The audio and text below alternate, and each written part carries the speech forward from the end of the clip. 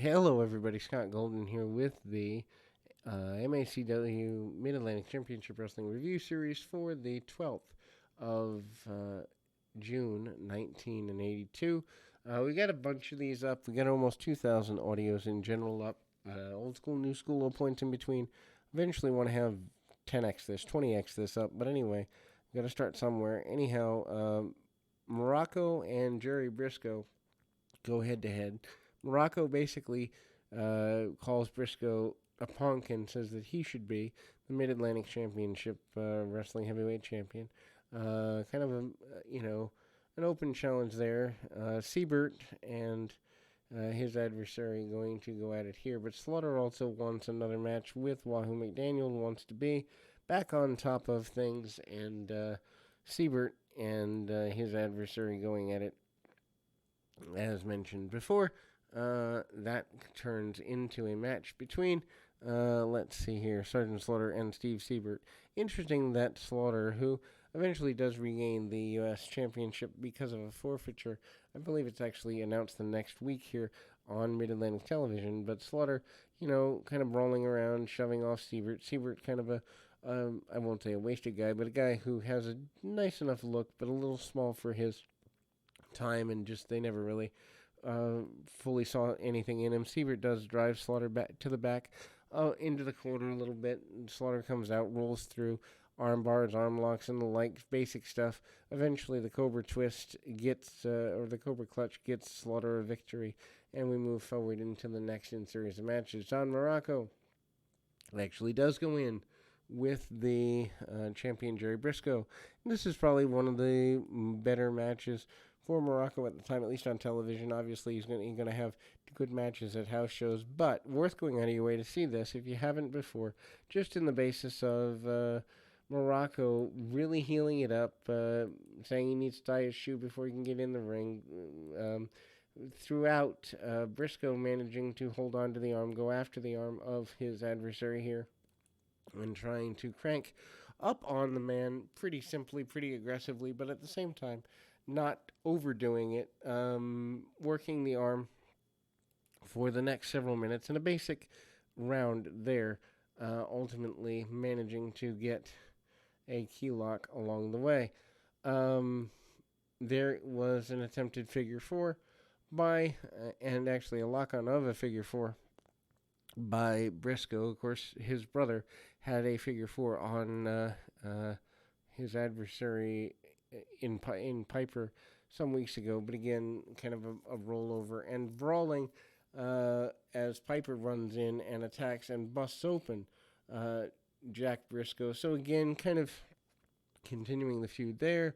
Briscoe winning by default and kind of going forward there. The tag team champions thanking the fans, Porkchop Cash and Iceman Parsons, kind of thanking the fans, talking about how they want to get rid of Slaughter's men. Also talking about how without the fans they wouldn't have been able to get this far. So it's basically a promo of endearment from the champions. Neither one really in a strong position in terms of speaking. They then go into a match with the Monk and Carl Fergie. The champions are pretty dominant throughout using the power. The Monk ends up going into a six-man tag team match in the following week's television program. But here, Fergie takes a good bit of punishment. Porkchop Cash is pretty dominant on Fergie for the first couple of minutes, staying on the arm and working kind of arm bars, taking Fergie down and kind of keeping him there as long as he can. Modified hammerlock slam, among other things, here in 1982 from the champions. And the tag team champions are pretty much in control. The Monk comes into the ring, but the control remains for the champions. And actually, there's a cutoff with a hot tag. Parsons comes in, cleaning house. Parsons probably even here a little more charismatic than his partner. Not by a whole lot, but enough. Fergie cuts him off. Big body slam. Tries to get a little bit there, but Parsons gets a win with a inside cradle / small package.